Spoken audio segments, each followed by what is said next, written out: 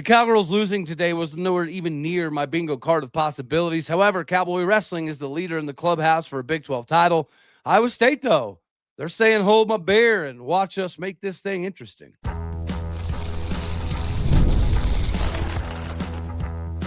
You are Locked On Oklahoma State, your daily podcast on the Oklahoma State Cowboys, part of the Locked On Podcast Network, your team every day. How are we feeling, Big 12 country? Shout out to the regulators, a.k.a. everydayers. Welcome back to Locked On Oklahoma State, your top stop for all things Cowboy and Cowgirl related. My name is Cody Stovall. I want to thank you kindly for stopping by to make this your first listen. We're available on all of your podcasting platforms, visually as well on YouTube. Find me personally on X at All-Day State. Today, we're partially brought to you by FanDuel. FanDuel is giving away for you to turn energy into a bigger potential with wins in college basketball parlays profit boost. Head on over to FanDuel.com to get started today to capitalize on March Madness. Speaking of capitalization, Cowboy Wrestling is, for the most part, absolutely doing that. Naturally, the Cowboys were projected to win the Big 12 title. We've basically decimated everybody that we faced this year, even when we had moments where we had guys out with injury, like Casey Swiderski missing some time, and Zack Ryder. You know, I do think that potentially he may have a little issue with the shoulder because it should not pop out like that easily, that many times. And for a guy that's he's so big on underhooks and using his upper body, I do think that maybe he has a little bit of a limitation at the moment. But outside of that, Troy Spratly looked great. Jax Forrest looks absolutely phenomenal, even if he's got an Iowa State wrestler that is ducking and dodging him. But realistically, Iowa State probably could use both Frost in this situation because the score is so crazy close. I thought, you thought, we thought the Cowboys would probably run away with this thing, but it has not happened. We sit at number one with 89.5 points before we get into this next session. Iowa State is literally right behind us at 83.5.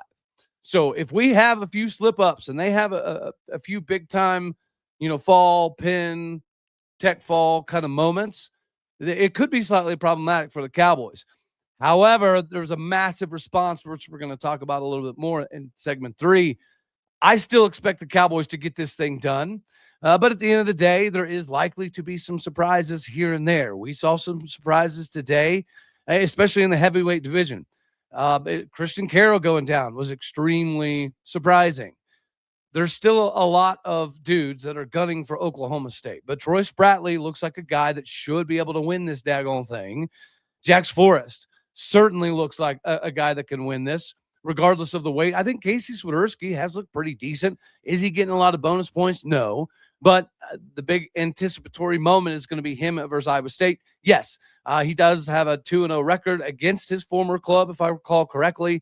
But this is a little bit different. Iowa State realizes they're legitimately within striking distance. They are certainly making this interesting. And there's been a couple spicy moments, right? Alex Facundo had a little spicy moment with his opponent. Casey Swiderski has had some spicy moments already in this tournament. So I greatly appreciate that David Taylor brought a club ready to do business, but I also got to appreciate that Iowa State showed up with this hold my beer mentality. We have the capabilities. We are good enough to keep this thing close. I want to see the big matchups like everybody else. I want to see Bastida versus Konner Doucet. I did want to see Konner Doucet take on Christian Carroll, but obviously that is not going to be happening. Cody Merrill, he looks really good at 197. Alex Facundo is finally starting to turn it on and seemingly getting more active and trying to score more bonus points. Everybody on this roster was out there on a mission, trying to get major decisions, tech falls, other than Casey Swiderski and Zack Ryder for the most part. Those are the only two dudes that still kind of wrestle. I don't want to say tentatively or hesitantly, but they're not nearly as aggressive. And you can see there's been a pretty big difference with Alex Facundo from the beginning of the season to now. He is much more aggressive, much more assertive, much more capable and willing to go out and score bonus points. That's where you got to tip your cap here to Iowa State. And this has been our conversation. Why can't Oklahoma State take down Penn State for a natty this season? It's precisely because of this. We just don't score enough bonus points collectively across every weight class to make this thing interesting. And that's why Iowa State is so close. They've had some big-time moments where they're getting a lot of pins. They're getting a lot of tech falls. So are we. But this is how Iowa State decided they were going to game plan. If we're going to make this thing interesting and we're going to push the Cowboys, we have to get some unexpected tech falls, some unexpected pins. We're going to have to score points at an almost unprecedented level to take out the Cowboys. We're still the favorite. We're still the dudes. People still got to come through us. Landon Robidoux looked really good. I love seeing Teague Travis take the mat, right? I didn't realize that he's a third generation now Mizzou Tiger. His grandpa and his dad both wrestled at Mizzou, if I heard the broadcast correctly. But he got dominated by Landon Robidoux in the second round. First round, Teague Travis looked great. He did the dominating. But that second round, and you know, it's funny, right when it starts, it makes you wonder, well, how far away is Teague Travis from Landon Robidoux? Because last season, Teague Travis made a late season run that was heroic. It was magical. It was phenomenal. And carrying that momentum into the season seemed like a likelihood. However, it didn't happen. And he ends up at Mizzou. And unfortunately, he ran into the machine that is Landon Robidoux. We haven't talked enough about D. Lockett.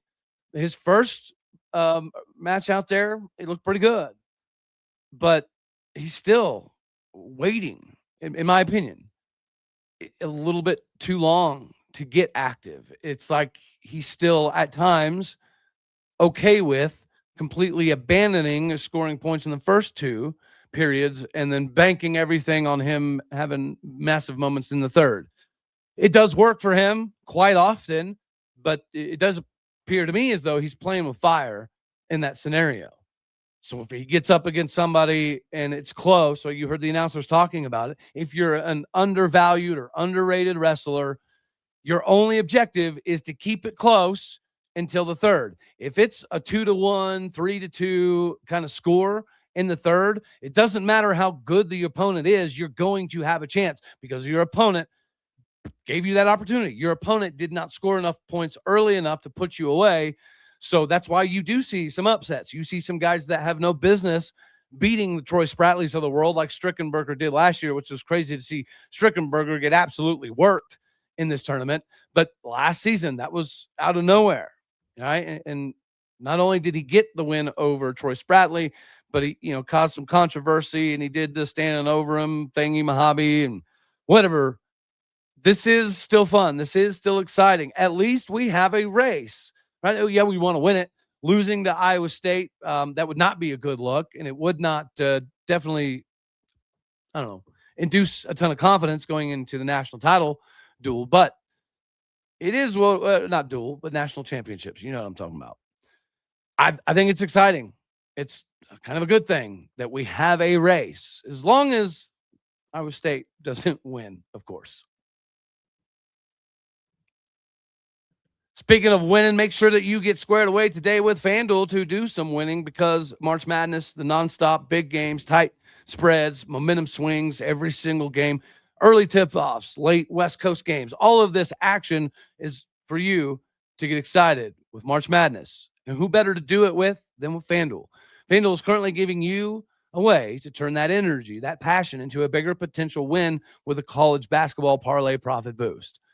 You can build any college hoops parlay that you want, rivalry games, ranked matchups, whatever fits the need. You can mix spreads, totals, player props, and you can match to see how the slate is playing out. You can apply the profit boost and instantly bump up potential payout. Go safe, go bold, and ride with the team you've been following all season. It's your parlay, your style, now with more upside behind it. Head on over to FanDuel.com to get started. That is FanDuel.com. Go there now to play your game. It's the bee's knees for all of your betting needs, so get it going. Tax season. It's not fun. We all know that. But for a lot of us, the old way of doing taxes is just too much, right? We just need to throw the old way out the window and let an expert hook you up. Trying to book an appointment, that's not the most convenient. Sitting in a waiting room with stacks of papers, emailing back and forth and wondering if they're really going to get to your situation or get it handled. This year, you're getting a major upgrade. Intuit TurboTax now has in-person locations nationwide. You can meet face-to-face with a real tax expert, and your documents get uploaded straight to your TurboTax app on the spot. Just like that, you're done. Your TurboTax expert works to get you every dollar that you deserve, while in real time, You get notifications as you go on about your day. It's the relief of walking into a meeting and meeting that person and knowing as soon as you leave, it's all handled. Head on over to turbotax.com/local to find a store near you. That is turbotax.com/local. Go there, find a store near you, and book an appointment. JC Hoy, Cowgirl Hoops, what are we doing? Yeah, that definitely wasn't on my bingo card. And I'll admit, I was so dialed into the wrestling that I did not have the Cowgirl basketball game up on the laptop or big screen. I had wrestling on my phone and wrestling on the big TV. I'll fully admit. I did have, some other stuff on my laptop, but I wasn't paying attention. Why? Because it's Kansas State. That's why. And losing to them in the beginning was a fluke, I thought. I thought our loss to K-State in Manhattan was a fluke, and it wasn't going to happen again. And the Cowgirls were going to come out to prove something. They were going to come out on a mission. But unfortunately, that did not happen. So, JC Hoyt definitely has the opportunity to get everything squared away here. But I was doing some research earlier. At home, she's remarkable. Her in Cowgirl, Iowa win percentage was like 870 or something to that effect. But away from home, it's only like 430 or something to that effect. It's crazy that there's a big difference between this Cowgirl team inside Cowgirl and anywhere else that we're playing. Sometimes these games can wake you up, right? Sometimes these games are exactly what you need to get everybody redialed in. And this was a surprise. And shout out to Kansas State, right? And I will also admit that being an OG, one of the original founding members of the hashtag Hoyt House crew, JC is the best. She's the queen of GIA. But her post-game press conference, I didn't love it. Right? When she said it was disappointing and embarrassing for it to go that way because of the refs. Like, let's be real. The game should have never been that close. Like, we should have never put Kansas State in a position where they could possibly win a ball game. But we opened that door. We opened Pandora's box. And that's just that's the crappy part of it, right? So, Jason Hoyt at home, 57-10 as the Cowgirl head coach. On the road, she's only 19-22. That's problematic for the NCAA tournament. But JC Hoyt seems to be really good at addressing the issues and finding a way to fix them. Last season, when we get to the NCAA tournament, it was very visibly evident that our rebounding skills were not up to stuff. They were not going to be good enough for us to make, an NCAA run. And then she goes out and she gets Faith Acker and she gets Ochoa Cott and she gets more development out of Praise Egorevba. So she addressed the issue. Now the only issue left for JC Hoyt and the Cowgirls is road games. At home, you might as well chalk it up to a dub. And what are we, like 33-2 at home the last 2 years alone? But her road record is average, below average. I mean, it may be a little above average. I don't know.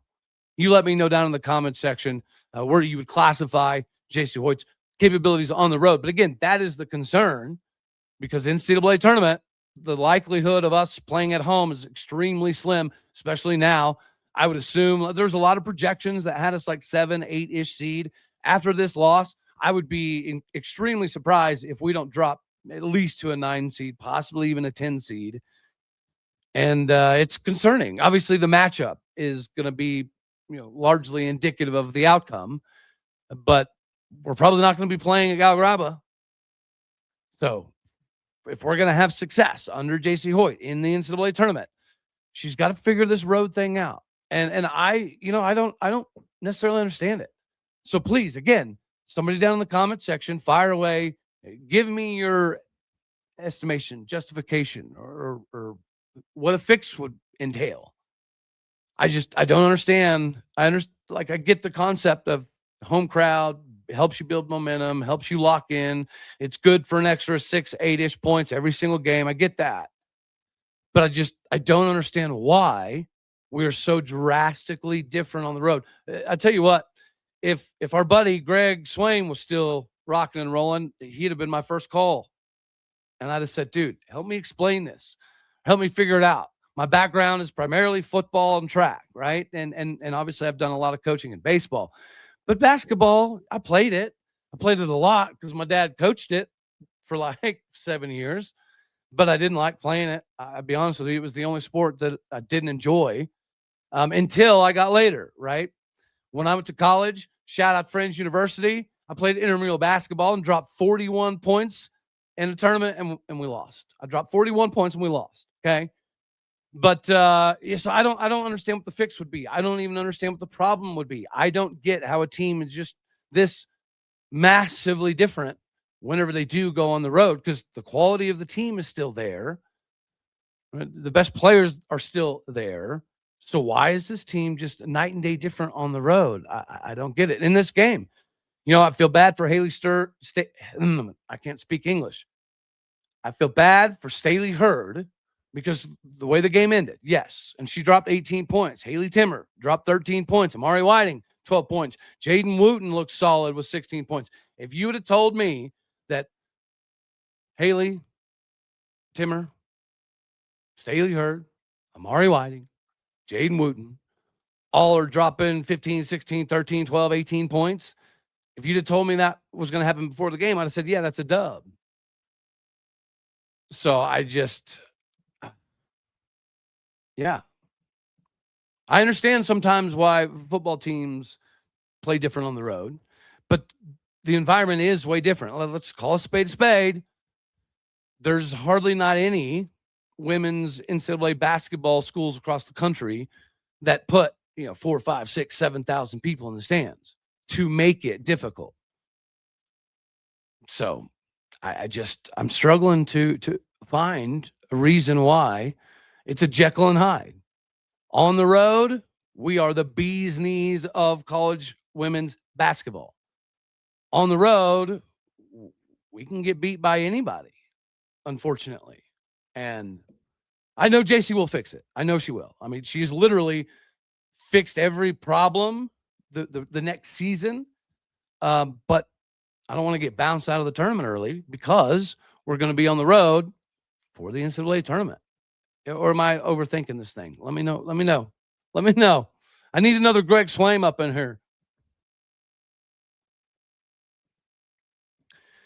Indeed is precisely what you need with workplace chaos, deadlines stacking up, inboxes overflowing, and you still haven't filled that spot that you need to. When the pressure's on and you need the right hire, this is a job for sponsored jobs. Indeed, sponsored jobs helps you reach the people who actually fit what you're looking for, the skills, experience, location, so you're not just hoping the right candidate stumbles upon your post. And here's a cool stat that says everything. In the time that we've been hooting and hollering together, companies like yours have made 27 hires on Indeed, according to Indeed data worldwide. So if you are hiring, spend less time searching and more time interviewing candidates who check all the boxes with Indeed. Sponsored jobs, spend less time searching, more time actually interviewing the candidates who do check all the boxes. This is less stress, less time with more results. When you need the right person to cut through the chaos, this is a job for Indeed. Sponsored jobs. Listeners of this show will get a $75 sponsored job credit to help make sure your premium status is bumped to where it deserves to be at Indeed.com/podcast. Go to Indeed.com/podcast right now to support our show by saying you heard about Indeed on Locked On Oklahoma State. Indeed.com/podcast. Terms and conditions apply. But if you need to hire, this is a job for Indeed sponsored jobs. It's draft time. And 5 Hour Energy is cooking up something special for you. The 5 Hour Energy Flavor Draft is here with 18 different flavors to choose from, including new options like Confetti Craze, Fruity Rainbow, Cotton Candy. There's literally something for everyone. Y'all already know the bee's knees for me. My top get always and forever is strawberry watermelon. It's got that sweet, that tart. It's the candy-like flavor. It's the ultimate flavor duo that we didn't ever know was going to be crammed together and make the most amount of sense, but it does. It does for me anyways. And I'll tell you this, next on my list, I've tried the pomegranate. It actually was surprisingly good. But the sour apple, I still haven't tried yet. It's supposedly one of the best in the business. It supposedly has the ability to beat my strawberry watermelon. I don't know, but yeah, I need to find out, and so do you. Go get rocking and rolling with all these different flavors and all these different possibilities with 5 Hour Energy. Find your new favorite flavor of 5 Hour Energy available online at 5hourenergy.com or on Amazon. Get your 5 hour to get through March Madness. All right, now we get to talk about response and the evolutionary development or growth, I guess you could say, out of David Taylor and his club. One of the biggest things is, yes, throughout the course of the season, guys like Alex Facundo have progressively gotten better at scoring points. Cody Merrill was the quintessential I'm going to win 2-1 guy for a decent amount of time. That is not the Cody Merrill that we've been seeing take the mat the last few weeks. This new version of Cody Merrill is flipping awesome. I mean, he was really good before. He just wasn't getting into the bonus points a lot. He is doing that now. He looks different. He's more shredded. He shaved the hair. He looks like a different animal, and he's wrestling that way. So is Konner Doucet. And the reason this is big is if you recall last season, in my observation, whenever we would have a very disappointing loss, like what happened with Zack Ryder, we wouldn't instantaneously respond with absolute domination. And that's precisely what it looked like to me is Cody Merrill and Konner Doucet. When they took the mat right after Zack Ryder's loss, they immediately were attacking. I think, and you might color me crazy, but I firmly believe that is a massive differentiation between this year's team and last year's team. We responded as soon as they saw their dude Ryder lose and they saw his shoulder all jacked up. They knew they had to score bonus points more than ever, both of them. It wasn't optional because Iowa State had officially taken the lead. As soon as Zack Ryder lost, Iowa State bumped above Oklahoma State thanks to Cody Merrill and Konner Doucet. Yeah, that lasted like 3.7 seconds because they took the mat and they were immediately the aggressor. They were sending a message. And I think that is way different than last season. Let me know if I'm incorrect. But last year, I didn't see our team respond this way. Yeah, we had the best in the business, Wyatt Hendrickson, to be the hammer that closes things out, massively beneficial. But last year, I think if the boys watched that Zack Ryder loss, they would have gone out and just wrestled their regular matches, and they'd have won. But it'd have been like 7-4, 6-5. Instead, they visibly, to me, completely changed things up. And I think that shows that David Taylor has this thing not only going in the right way, but there's growth in the locker room. The development of Alex Facundo this season, Cody Merrill, Konner Doucet, those were guys that weren't scoring a lot of points. So was Zack Ryder. So was Casey Swiderski. So we had this run of dudes for a little bit that weren't scoring a lot. They were winning a lot, but not scoring a lot. That was different. And maybe it was just emotions of the moment, but I firmly felt like as soon as the Zack Ryder thing happened and they saw Iowa State take the lead, they were like, nope. Whatever my game plan was, I'm changing it now. I'm going to beat the ever-living tar out of this guy next to me or in front of me because of that. So let's play this out. If Zack Ryder, let's say he wins that and wins it super close, I do not think that Cody Merrill and Konner Doucet would have wrestled the way that they did.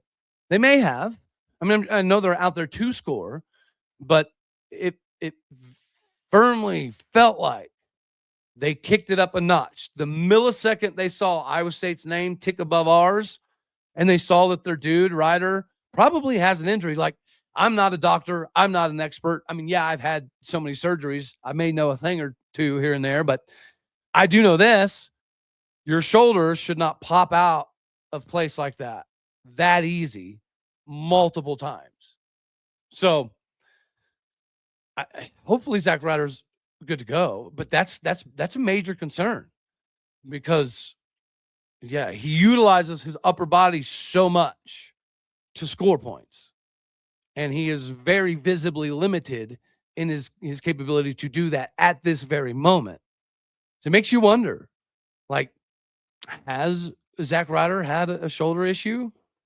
Because again, I don't think it's supposed to pop out that bad, that often, that easy, unless you've got something structurally not holding everything in like it's supposed to. So the next time we see Zack Ryder, I'm sure his shoulder is going to be, K-taped to all get out, as it should be. And he's got a lot of work to do, but I don't think he's fully healthy. I mean, I could be way wrong, but it didn't look like his shoulder was going to help him much. And next season, I think he's immediately going to have to fight his absolute you-know-what off to out-wrestle Mikey White. I know Mikey White's like 190, so he could be a 197 guy, but I don't think Cody Merrill's going anywhere. And Cody Merrill just keeps getting better and better and better. So Zack Ryder is going to have a whale of a time trying to prevent Mikey White from taking the mat as a true freshman next year. I firmly believe that, because I think Mikey White is the most underrated dude, not only in our commit class, but he might be the most underrated wrestler in America because he's only been wrestling for like 2.5 years. And if you go look at the highlights, it don't look like that. Yeah, so technically there's going to be some aspects of his game that Zack Ryder is more advanced on, significantly more advanced on. But Mikey White is a Drayshawn Ross level athlete that does Drayshawn Ross level things. The only difference between Mikey White and Drayshawn Ross is Drayshawn's been doing this for a hot minute. Drayshawn Ross isn't just working off of athletic ability. But again, Mikey White's athletic ability, I think, is significantly better than Zack Ryder's.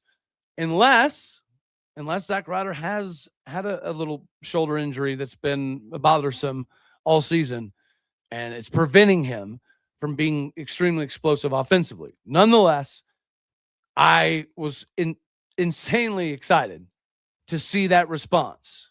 As soon as they announced Iowa State now takes the lead, Cody Merrill said, I got your hook. You're down. That's points. And then you look over, Konner Doucet, same thing. I got you. So Cody Merrill and Konner Doucet were scoring points literally like 2-3 seconds after Iowa State overtook the Cowboys on the board. They weren't going to let that happen. This next round, it's going to be interesting. The only dude that we have that's going to be, in any wrestle back kind of conversation at the moment is Zack Ryder. The question is, I don't know if he's healthy enough, because he's a trooper. They kept popping it in and he kept going. But I just don't see him as fully capable at the moment. And that's concerning going into the national title. Anywho, that's all we're going to have for this one. We might go live a little bit later as well, because we've got Cowgirl softball tonight. We got Cowboy baseball tonight. We got the second round of wrestling that's literally about to start, or it'll be starting right around the time I post this. So we might go live later. Tune in, come back. You know the drill. Love you lots. God bless. Go Pokes. Thank you for tuning in to make this your first listen here on Lockdown Oklahoma State. And additionally, make sure you go check out the Everydayer Club, ladies and gentlemen. Go to LockedOnOklahomaState.supercast.com. Get in there, get the show ad free, chop it up Discord style with all of us that are in the comments section, and have a good time with it. Anywho, you know what we're doing. Later, taters.